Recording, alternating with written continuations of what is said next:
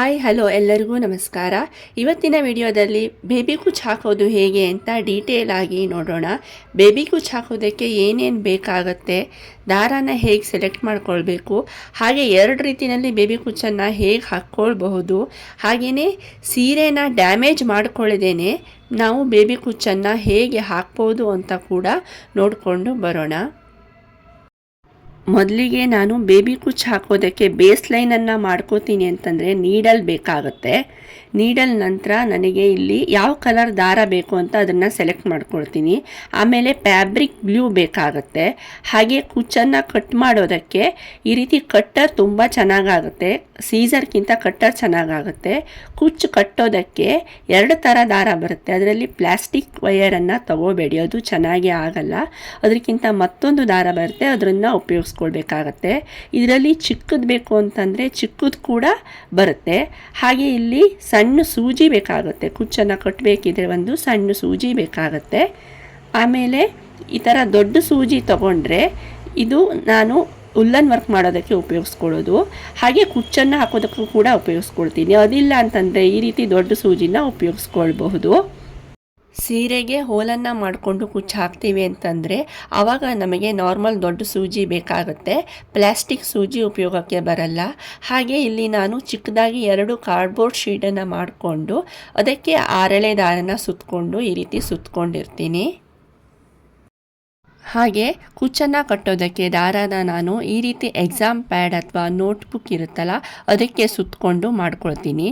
ಇಲ್ಲಿ ನಾನು bullet company silk ಥ್ರೆಡನ್ನು ತಗೊಳ್ತೀನಿ. ಬುಲೆಟ್ ಕಂಪನಿ ಚೆನ್ನಾಗಿ ಬರುತ್ತೆ.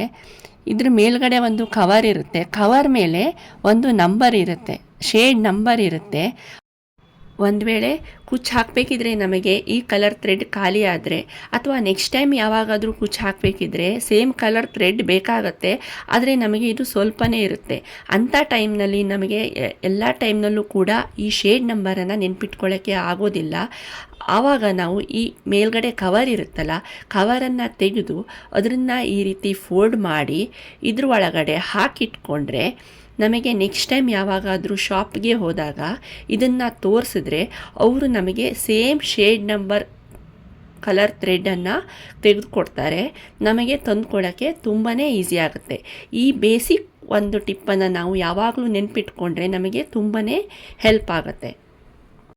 ಹಾಗೆ ನಾವು ಸಿಲ್ಕ್ ಥ್ರೆಡನ್ನು ಚೂಸ್ ಮಾಡ್ಕೊಳ್ಬೇಕಿದ್ರೆ ಸೀರೆ ಕಲರನ್ನು ನೋಡ್ಕೊಳ್ಬೇಕಾಗತ್ತೆ. ಸೀರೆ ಮೈ ಬಣ್ಣ ಹೇಗಿದೆ, ಬಾರ್ಡರ್ ಕಲರ್ ಹೇಗೆ ಬಂದಿದೆ, ಪಲ್ಲು ಕಲರ್ ಹೇಗೆ ಬಂದಿದೆ ಅಂತ ಕರೆಕ್ಟಾಗಿ ನೋಡಿಕೊಂಡು ನಾವು ಕರೆಕ್ಟಾಗಿರೋ ಕಲರ್ ಕಾಂಬಿನೇಷನ್ ಸಿಲ್ಕ್ ಥ್ರೆಡನ್ನು ಚೂಸ್ ಮಾಡ್ಕೊಳ್ಬೇಕಾಗತ್ತೆ. ಇಲ್ಲಿ ನಾನು ರೆಡ್ ಕಲರ್ ಮತ್ತು ಗ್ರೀನ್ ಕಲರ್ ಸಿಲ್ಕ್ ಥ್ರೆಡನ್ನು ಯೂಸ್ ಮಾಡ್ಕೊಳ್ತಾ ಇದ್ದೀನಿ. ನನಗೆ ಈ ಸೀರೆ ಮೈ ಬಣ್ಣ ಬಂದು ಡಬಲ್ ಕಲರ್ ಶೇಡ್ ಇದೆ, ಹಾಗೆ ಗೋಲ್ಡನ್ ಕಲರ್ ಕೂಡ ಇದೆ. ಹಾಗಾಗಿ ಇಲ್ಲಿ ನಾನು ರೆಡ್ ಮತ್ತು ಗ್ರೀನನ್ನು ಉಪಯೋಗಿಸ್ಕೊಳ್ತಾ ಇದ್ದೀನಿ. ಚೆನ್ನಾಗಿ ಕಾಣಿಸುತ್ತೆ ಅಂತ ನಾನು ಈ ಕಲರನ್ನು ಸೆಲೆಕ್ಟ್ ಮಾಡ್ಕೊಂಡಿದ್ದೀನಿ.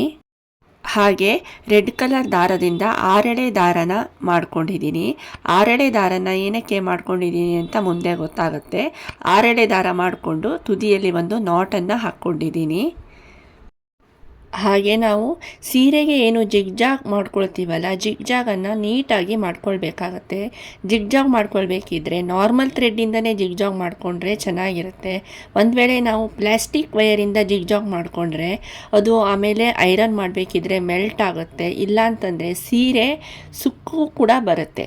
ಅದಕ್ಕೆ ನಾರ್ಮಲ್ ಥ್ರೆಡ್ಡಿಂದನೇ ಜಿಗ್ಜಾಗನ್ನು ಮಾಡಿಸ್ಕೊಂಡ್ರೆ ತುಂಬಾ ಚೆನ್ನಾಗಿರುತ್ತೆ. ಆದಷ್ಟು ನೀವು ಜಿಗ್ಜಾಗನ್ನು ಮಾಡಿಸ್ಕೊಳ್ಬೇಕಿದ್ರೆ ನಾರ್ಮಲ್ ಥ್ರೆಡ್ಡಿಂದನೇ ಜಿಗ್ಜಾಗನ್ನು ಮಾಡಿಸ್ಕೊಳ್ಳಿ, ಸೀರೆನೂ ಚೆನ್ನಾಗಿರುತ್ತೆ.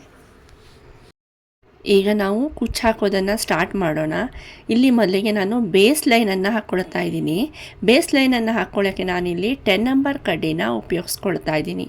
ನಾರ್ಮಲ್ಲಾಗಿ ನಾನು ಕುಚ್ಚು ಹಾಕೋದಕ್ಕೆ 10 ನಂಬರ್ ಕಡ್ಡಿನೇ ಉಪಯೋಗಿಸ್ಕೊಳ್ತೀನಿ. ಹಾಗೆ ಇಲ್ಲಿ ನಾವು ಬೇಸ್ ಲೈನನ್ನು ಹಾಕ್ಕೊಳ್ಳೋದ್ರಿಂದ ಸೀರೆ ಡ್ಯಾಮೇಜ್ ಆಗೋದಿಲ್ಲ. ಸೀರೆ ಡ್ಯಾಮೇಜ್ ಮಾಡ್ಕೊಳ್ದೇ ನಾವು ಕುಚ್ಚನ್ನು ಹಾಕ್ಕೊಳ್ಬಹುದು. ಅದಕ್ಕೆ ನಾನಿಲ್ಲಿ ಬೇಸ್ ಲೈನನ್ನು ಹಾಕ್ಕೊಳ್ತಾ ಇದ್ದೀನಿ. ಮೊದಲಿಗೆ ದಾರಾನ ಈ ರೀತಿ ಕೈಗೆ ಸುತ್ತಕೊಳ್ತಾ ಇದ್ದೀನಿ. ನಮಗೆ ಗ್ರಿಪ್ ಸಿಗೋ ಥರ ನಾವು ದಾರಾನ ಕೈಗೆ ಈ ಬೆರಳಿಗೆ ಸುತ್ತಕೊಳ್ಬೇಕಾಗುತ್ತೆ. ಇದಾದ ನಂತರ ಈ ನಾಟ್ ಇರುತ್ತಲ್ಲ, ಸೀರೆ ಬ್ಯಾಕ್ ಸೈಡ್ ಈ ನಾಟನ್ನು ಇಟ್ಕೊಂಡು ಸೀರೆ ತುದಿಯಲ್ಲಿ ಈ ಕ್ರೋಶಾ ಕಡ್ಡಿಯಿಂದ ಈ ರೀತಿ ತೂತನ್ನು ಮಾಡ್ಕೊಳ್ತೀನಿ. ಕ್ರೋಶಾ ಕಡ್ಡಿನ ಇದರೊಳಗಡೆ ಸೀರೆ ತುದಿಯಲ್ಲಿ ಹಾಕಿ ಈ ದಾರಾನ ಎಳ್ಕೊಬರ್ತೀನಿ. ದಾರಾನ ಎಳ್ಕೊಬಂದಾದ ನಂತರ ಆ ನಾಟ್ ಏನು ಹಾಕ್ಕೊಂಡಿರ್ತೀವಲ್ಲ ಅದು ಸೀರೆ ಬ್ಯಾಕ್ ಸೈಡ್ ಕರೆಕ್ಟಾಗಿ ಕೂತಿದೆಯೋ ಇಲ್ವೋ ಅಂತ ನಾವು ಒಂದು ಸಲ ಚೆಕ್ ಮಾಡ್ಕೊಳ್ಬೇಕಾಗತ್ತೆ. ನಾಟು ಕರೆಕ್ಟಾಗಿ ಕೂತಿದ್ರೆ ಈಗ ಒಂದು ಚೈನನ್ನು ಹಾಕಿ ಲಾಕ್ ಮಾಡ್ಕೊಳ್ತೀನಿ. ಒಂದು ಸಿಂಗಲ್ ಕ್ರೋಶ ಹಾಕ್ಕೊಂಡಿರ್ತೀನಿ. ನಮಗೆ ಇದು ಮತ್ತು ಸೆಕ್ಯೂರಾಗಿ ಇರಬೇಕು ಅಂತಂದರೆ ಅದ್ರ ಪಕ್ಕದಲ್ಲೇ ಕ್ರೋಶಾ ಕಡ್ಡಿನ ಹಾಕಿ ಮತ್ತೊಂದು ಸಿಂಗಲ್ ಕ್ರೋಶನ ಹಾಕ್ಕೊಳ್ತೀನಿ. ಆವಾಗ ಇದು ನಮಗೆ ತುಂಬ ಟೈಟಾಗಿ ಬರುತ್ತೆ, ಲಾಕು ಕರೆಕ್ಟಾಗಿ ಸೆಕ್ಯೂರ್ ಆಗಿ ಇರುತ್ತೆ. ಈಗ ನಾನು ಚೈನ್ಸನ್ನು ಹಾಕ್ಕೊಳ್ಳೋಕ್ಕೆ ಸ್ಟಾರ್ಟ್ ಮಾಡ್ತೀನಿ. 1 2 3 4. ಇಲ್ಲಿ ನಾನು 4 ಚೈನ್ಸನ್ನು ಹಾಕ್ಕೊಳ್ತಾ ಇದ್ದೀನಿ.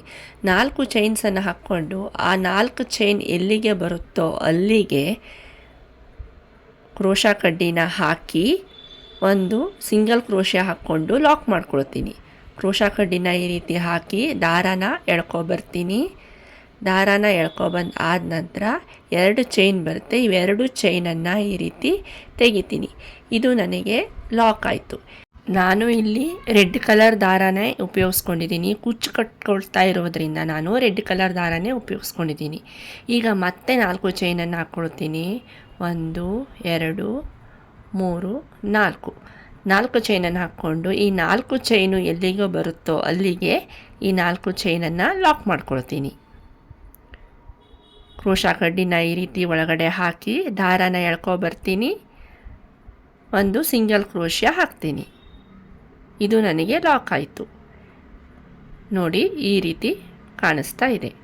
ಈಗ ಮತ್ತೆ 4 ಚೈನನ್ನು ಹಾಕ್ಕೊಳ್ತೀನಿ. 1 2 3 4. 4 ಚೈನನ್ನು ಹಾಕ್ಕೊಂಡು ಮತ್ತೆ ಈ 4 ಚೈನು ಎಲ್ಲಿಗೆ ಬರುತ್ತೋ ಅಲ್ಲಿಗೆ ಸಿಂಗಲ್ ಕ್ರೋಶದಿಂದ ಲಾಕ್ ಮಾಡ್ಕೊಳ್ತೀನಿ. ಈ 4 ಚೈನನ್ನು ನಾವು ಏನು ಹಾಕ್ಕೊಳ್ತೀವಲ್ಲ, ಈ 4 ಚೈನನ್ನು ಹಾಕ್ಕೊಳ್ಬೇಕಿದ್ರೆ ನಾವು ಕರೆಕ್ಟಾಗಿ ನೋಡಿಕೊಂಡು ಹಾಕ್ಕೊಳ್ಬೇಕಾಗತ್ತೆ. ಯಾಕೆ ಅಂತಂದರೆ ಒಂದು ಬ್ಲಾಕ್ ಸಣ್ಣ ಆಗಿ ಮತ್ತೊಂದು ಬ್ಲಾಕ್ ದೊಡ್ಡ ಆದರೆ ಕುಚ್ಚು ಚೆನ್ನಾಗಿ ಕಾಣಿಸಲ್ಲ. ಹಾಗೆ ನಾವು ಈ ಬ್ಲಾಕನ್ನು ಅಂದರೆ ಈ 4 ಚೈನ್ ಬ್ಲಾಕ್ ಇರುತ್ತಲ್ಲ ನೀಟಾಗಿ ಹಾಕ್ಕೊಳ್ತಾ ಈ ಬೇಸ್ ಲೈನನ್ನು ನಾವು ನೀಟಾಗಿ ಮುಗಿಸ್ಕೊಳ್ಬೇಕಾಗತ್ತೆ. ಈ ರೀತಿ ಬೇಸ್ ಲೈನನ್ನು ಹಾಕ್ಕೊಂಡು ಕುಚ್ಚು ಹಾಕ್ಕೊಳ್ಳೋದ್ರಿಂದ ನಮಗೆ ಸೀರೆ ಸ್ವಲ್ಪನೂ ಡ್ಯಾಮೇಜ್ ಆಗೋದಿಲ್ಲ. ಹಾಗೆ ಮುಂದೆ ಯಾವಾಗಾದರೂ ಬೇರೆ ಕುಚ್ಚು ಬೇಕು ಅನಿಸಿದರೆ ನಾವು ಮತ್ತೆ ಇಲ್ಲಿ ಬೇರೆ ಕುಚ್ಚನ್ನು ಹಾಕ್ಕೊಳ್ಬಹುದು. ರೇಷ್ಮೆ ಸೀರೆಗೆಲ್ಲ ನಾವು ಈ ರೀತಿ ಬೇಸ್ ಲೈನನ್ನು ಹಾಕ್ಕೊಂಡು ಕುಚ್ಚು ಹಾಕ್ಕೊಳ್ಳೋದ್ರಿಂದ ಸೀರೆ ಡ್ಯಾಮೇಜ್ ಆಗೋದಿಲ್ಲ, ತುಂಬ ಚೆನ್ನಾಗಿ ಕೂಡ ಕಾಣಿಸುತ್ತೆ.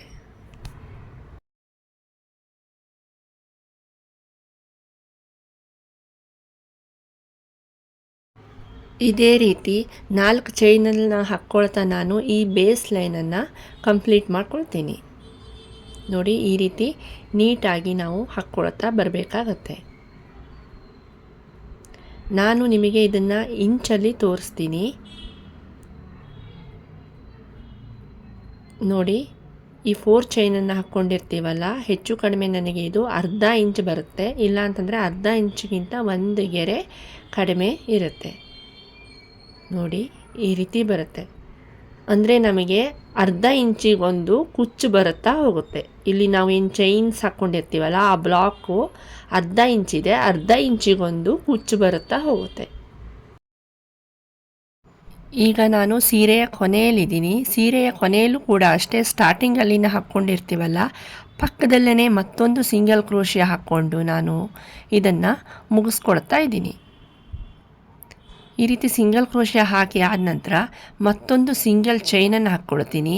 ಸಿಂಗಲ್ ಚೈನನ್ನು ಹಾಕ್ಕೊಂಡು ಈ ದಾರಾನ ಕಟ್ ಮಾಡ್ಕೊಳ್ತಾ ಇದ್ದೀನಿ. ದಾರಾನ ಈ ರೀತಿ ಕಟ್ ಮಾಡಿಕೊಂಡು ಆದ ನಂತರ ಈ ರೀತಿ ಎಳ್ಕೊಬರ್ತೀನಿ. ನೋಡಿ ಇದನ್ನು ಸ್ವಲ್ಪ ಟೈಟ್ ಮಾಡಿದ್ರೆ ನನಗೆ ಇದು ಒಂದು ನಾಟ್ ಆಗುತ್ತೆ. ಈಗ ಬೇಕಿದ್ದರೆ ನಾನಿಲ್ಲಿ ಮತ್ತೊಂದು ನಾಟನ್ನು ಹಾಕ್ಕೊಳ್ತೀನಿ. ಈ ರೀತಿ ಮತ್ತೊಂದು ನಾಟನ್ನು ನೀಟಾಗಿ ಹಾಕ್ಕೊಳ್ತೀನಿ. ಈಗ ಉಳಿದಿರೋ ದಾರನ ಕಟ್ ಮಾಡ್ಕೊಳ್ತಾ ಇದ್ದೀನಿ. ದಾರನ ಕಟ್ ಮಾಡಿಕೊಂಡು ಆದ ನಂತರ ನಾನಿಲ್ಲಿ ಫ್ಯಾಬ್ರಿಕ್ ಗ್ಲೂ ಹಾಕ್ಕೊಂಡು ಸ್ವಲ್ಪ ಫ್ಯಾಬ್ರಿಕ್ ಗ್ಲೂನ ಹಾಕ್ಕೊಂಡು ಇದನ್ನು ಫಿನಿಶಿಂಗ್ ಕೊಟ್ಕೊಳ್ತೀನಿ. ನೋಡಿ, ಈಗ ಇದು ನನಗೆ ಕಂಪ್ಲೀಟ್ ಆಯಿತು.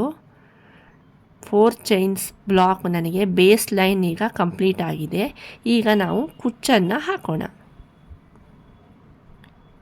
ಇಲ್ಲಿ ನಾನು ಕುಚ್ಚು ಹಾಕೋದಕ್ಕೆ 130 ಸ್ಟ್ಯಾಂಡ್ಸ್ ಆಫ್ ಥ್ರೆಡನ್ನು ತೊಗೊಂಡಿದ್ದೀನಿ. ಈ ರೀತಿ ಥ್ರೆಡನ್ನು ಸುತ್ತಕೊಳ್ತೀನಿ. ಮೊದಲಿಗೆ ಥ್ರೆಡನ್ನು ಈ ರೀತಿ ಸುತ್ತಕೊಳ್ತಾ ಇದ್ದೀನಿ. 130 ಎಳೆ ದಾರನ ಮಾಡಿಕೊಂಡು ಆದ ನಂತರ ಅದನ್ನು ನಾನು ಕಟ್ಟರ್ ಸಹಾಯದಿಂದ ಕಟ್ ಮಾಡ್ಕೊಳ್ತೀನಿ. ಅದಕ್ಕೆ ಸ್ವಲ್ಪ ಫ್ಯಾಬ್ರಿಕ್ ಗ್ಲೂನ ಹಾಕ್ಕೊಂಡು ಅಂಟಿಸ್ಕೊಳ್ತೀನಿ. ಆಮೇಲೆ ನಾವು ಬೇಕಿದ್ದರೆ ನಾರ್ಮಲ್ ಐರನ್ ಬಾಕ್ಸಿಂದ ನಾನು ಇದಕ್ಕೆ ಸ್ವಲ್ಪ ಐರನ್ ಮಾಡ್ಕೊಳ್ತೀನಿ. ಅಥವಾ ನಿಮ್ಮ ಹತ್ರ ಹೇರ್ ಸ್ಟ್ರೇಟ್ನರ್ ಇದ್ದರೆ ಅದರಿಂದ ಕೂಡ ನಾವು ಐರನ್ ಮಾಡ್ಕೊಳ್ಬೋದು. ಆವಾಗ ನಮಗೆ ಇದು ಸ್ಟ್ರೇಟಾಗಿ ಬರುತ್ತೆ, ಸ್ವಲ್ಪ ಶೈನಿಂಗ್ ಆಗಿ ಕೂಡ ಕಾಣಿಸುತ್ತೆ. ನೋಡಿ, ಇದಕ್ಕೆ ನಾನೀಗ ಐರನ್ ಮಾಡ್ಕೊಬರ್ತೀನಿ. ಐರನ್ ಮಾಡಿಕೊಂಡು ಆದ ನಂತರ ನನಗೆ ಈ ರೀತಿ ಸ್ಟ್ರೇಟಾಗಿ ಬಂದಿದೆ. ಈಗ ನಾನು ಸಣ್ಣ ಸೂಜಿ ಇರುತ್ತಲ್ಲ, ಸೂಜಿಗೆ ಕುಚ್ಚು ಕೊಟ್ಟೋ ದಾರನ ಪೋಣಿಸ್ಕೊಳ್ತೀನಿ. ಪೋಣಿಸ್ಕೊಂಡು 2 ನಾಟನ್ನು ಹಾಕ್ಕೊಳ್ತೀನಿ. ಚಿಕ್ಕದಾಗಿ 2 ನಾಟನ್ನು ಹಾಕ್ಕೊಳ್ತೀನಿ. ಇದು ಈಗ ನಮಗೆ ರೆಡಿ ಆಯಿತು. ಈಗ ನಾನಿಲ್ಲಿ ಈ ಸೂಜಿಗೆ ಈ ಸಿಲ್ಕ್ ಥ್ರೆಡನ್ನು ಹಾಕ್ಕೊಂಡಿದ್ದೀನಿ. ಈ ರೀತಿ ದೊಡ್ಡ ಸೂಜಿ ಒಳಗಡೆ, ಪ್ಲಾಸ್ಟಿಕ್ ಸೂಜಿ ಒಳಗಡೆ ಇದನ್ನು ಹಾಕ್ಕೊಂಡಿದ್ದೀನಿ. ಈ ಸೂಜಿನ ಬ್ಲಾಕ್ ಒಳಗಡೆ ಈ ರೀತಿ ಎಳ್ಕೊಬಂದು ದಾರನ ಎಳ್ಕೊಂಡು ಹೋಗ್ತೀನಿ. ತುದಿವರೆಗೂ ಈ ರೀತಿ ಎಳ್ಕೊಂಡು ಹೋಗ್ತೀನಿ. ನಿಧಾನಕ್ಕೆ ಎಳ್ಕೊಂಡು ಹೋಗಬೇಕಾಗತ್ತೆ.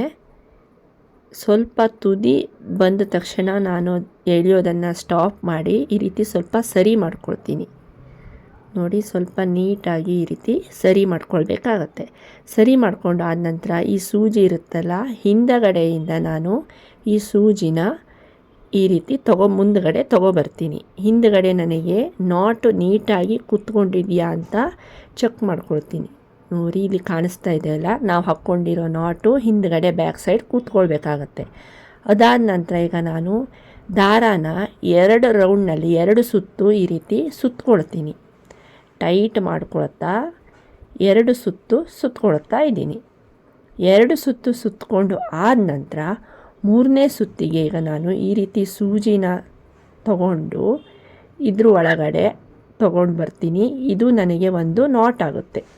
ಇದೇ ರೀತಿ ಮತ್ತೆ 2 ರೌಂಡ್ನಲ್ಲೂ ಕೂಡ 2 ಸುತ್ತಿನಲ್ಲೂ ಕೂಡ ಒಂದೊಂದು ನಾಟನ್ನು ಹಾಕ್ಕೊಳ್ತೀನಿ. ಟೋಟಲ್ ನಾನಿಲ್ಲಿ 3 ನಾಟನ್ನು ಹಾಕ್ಕೊಳ್ತಾ ಇದ್ದೀನಿ. ಸ್ಟಾರ್ಟಿಂಗಲ್ಲಿ 2 ಸುತ್ತನ್ನು ಹಾಕ್ಕೊಂಡು 3 ನಾಟನ್ನು ಹಾಕ್ಕೊಂಡಿದ್ದೀನಿ. ಇಷ್ಟಾದ ನಂತರ ಈಗ ನಾನು ಇಲ್ಲಿ ಸೂಜಿನ ಇಲ್ಲಿ ಮೇಲ್ಗಡೆಯಿಂದ ಈ ರೀತಿ ಸುತ್ತಕೊಂಡಿರ್ತೀವಲ್ಲ, ಅದ್ರ ಒಳಗಡೆ ಸೂಜಿನ ತಗೊಬರ್ತೀನಿ. ಇಲ್ಲಿ ಕಾಣಿಸ್ತಾ ಇದೆಯಲ್ಲ, ಈ ರೀತಿ ಮೇಲ್ಗಡೆಯಿಂದ ಇದ್ರ ಒಳಗಡೆ ನಾನು ಗೋಲ್ಡನ್ ಕಲರ್ ದಾರನ ಸುತ್ತಕೊಂಡಿರ್ತೀವಲ್ಲ, ಅದ್ರ ಒಳಗಡೆ ನಿಧಾನಕ್ಕೆ ಎಳ್ಕೊಂಡು ಬರ್ತೀನಿ. ಇದು ನಮಗೆ ಟೈಟ್ ಆಗುತ್ತೆ. ಈ ರೀತಿ ಎಳ್ಕೊಂಡು ಬಂದು ಆದ ನಂತರ ಇದನ್ನು ನಾವು ಕಟ್ ಮಾಡ್ಕೊಳ್ಬೇಕಾಗತ್ತೆ. ನಾಟ್ ಹಾಕ್ಕೊಂಡು ಹಾಗೇ ಅಲ್ಲಿ ಕಟ್ ಮಾಡ್ಕೊಳ್ಬಾರ್ದು, ಅದು ಬಿಚ್ಚೋಗುತ್ತೆ. ಈ ರೀತಿ ಮಾಡ್ಕೊಳ್ಳೋದ್ರಿಂದ ಬಿಚ್ಚೋಗೋದಿಲ್ಲ. ಅದಕ್ಕೆ ನಾವು ಈ ರೀತಿ ಮಾಡ್ಕೊಳ್ತೀವಿ. ಈಗ ಇದನ್ನು ನಾವು ಅರ್ಧ ಇಂಚಿನಷ್ಟು ಕಟ್ ಮಾಡ್ಕೊಳ್ತೀನಿ. ಅರ್ಧ ಇಂಚ್ ಎಲ್ಲಿಗೆ ಬರುತ್ತೋ ನೋಡಿಕೊಂಡು ಅಲ್ಲಿಗೆ ಕಟ್ ಮಾಡ್ಕೊಳ್ತೀನಿ. ಕಟ್ಟರಿಂದ ನಾವು ಇದನ್ನು ಕಟ್ ಮಾಡಿಕೊಂಡ್ರೆ ಚೆನ್ನಾಗಿರುತ್ತೆ. ನೋಡಿ, ಈ ರೀತಿ ಬಂತು. ಈಗ ಸೂಜಿನ ಉಪಯೋಗಿಸ್ಕೊಳ್ದೇ ಮತ್ತೊಂದು ರೀತಿಯಲ್ಲಿ ಹಾಕಿ ತೋರಿಸ್ತೀನಿ. ಈ ರೀತಿ ನಾವು ಫ್ಯಾಬ್ರಿಕ್ ಗ್ಲೂ ಹಾಕ್ಕೊಂಡಿರ್ತೀವಲ್ಲ, ಅದನ್ನು ಡೈರೆಕ್ಟಾಗಿ ಈ ಬ್ಲಾಕ್ ಒಳಗಡೆ ಹಾಕ್ಕೊಳ್ತಾ ನಾನು ಕುಚ್ಚನ್ನು ಮಾಡ್ಕೊಳ್ತೀನಿ. ಈ ರೀತಿ ಕೂಡ ನಾವು ಮಾಡ್ಕೊಳ್ಬಹುದು. ನನಗೆ ಸೂಜಿ ಒಳಗಡೆ ಹಾಕ್ಕೊಂಡು ಮಾಡ್ಕೊಳ್ಳೋದು ತುಂಬ ಕಂಫರ್ಟ್ ಆಗಿರುತ್ತೆ. ಅದಕ್ಕೆ ನಾನು ಸೂಜಿನ ಉಪಯೋಗಿಸ್ಕೊಳ್ತೀನಿ. ನಿಮಗೆ ಯಾವುದು ಕಂಫರ್ಟ್ ಆಗುತ್ತೋ ಅದನ್ನು ನೀವು ನೋಡಿಕೊಂಡು ಮಾಡ್ಕೊಳ್ಳಿ. ಸೂಜಿ ಇಲ್ಲದೇ ಕೂಡ ನಾವು ಈ ಬ್ಲಾಕನ್ನು ಮಾಡಿಕೊಂಡಾಗ ಸೂಜಿನ ಇಲ್ಲದೇ ನಾವು ಕುಚ್ಚನ್ನು ಹಾಕ್ಕೊಳ್ಬಹುದು.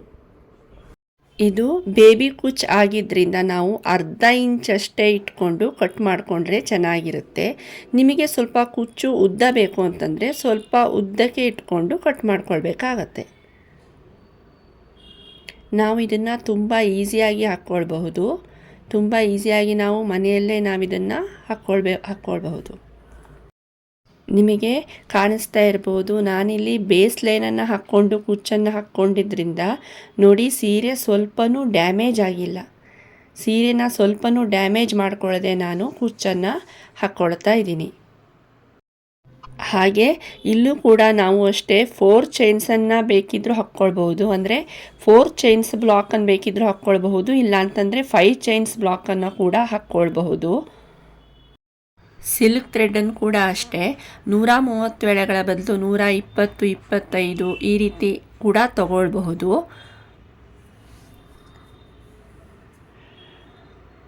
ನೋಡಿ, ಕುಚ್ಚು ಹಾಕಿದ ನಂತರ ನನ್ನ ಸೀರೆಯ ಫೈನಲ್ ಲುಕ್ ಈ ರೀತಿ ಕಾಣಿಸ್ತಾ ಇದೆ. ಇವತ್ತಿನ ಈ ವಿಡಿಯೋ ನಿಮಗೆ ಅರ್ಥ ಆಗಿದೆ ಅಂದ್ಕೊಳ್ತೀನಿ. ಇವತ್ತಿನ ಈ ವಿಡಿಯೋ ನಿಮಗೆ ಇಷ್ಟ ಆಗಿದ್ದರೆ ಪ್ಲೀಸ್ ಲೈಕ್ ಮಾಡಿ, ಶೇರ್ ಮಾಡಿ. ಹಾಗೆ ಇನ್ನೂ ನನ್ನ ಚಾನಲ್ನ ಸಬ್ಸ್ಕ್ರೈಬ್ ಮಾಡಿಲ್ಲ ಅಂತಂದರೆ ಸಬ್ಸ್ಕ್ರೈಬ್ ಮಾಡಿಕೊಂಡು ನೋಡಿ. ಮತ್ತೆ ಸಿಗ್ತೀನಿ. Thank you for watching. Take care.